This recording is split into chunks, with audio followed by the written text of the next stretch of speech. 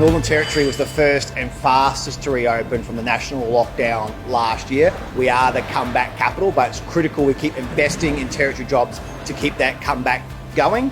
Wilkinson here is a great example of the diversity of Territory industry that's occurring right now, which is good to see. We want to keep backing in businesses like this. Manufacturing is a sector we want to see grow and expand in the Territory, and so our grants are very much about backing businesses in. The Advanced Manufacturing Ecosystem Fund is open today. It's really about advancing the manufacturing process to take the Territory's potential and move it and build it into prosperity.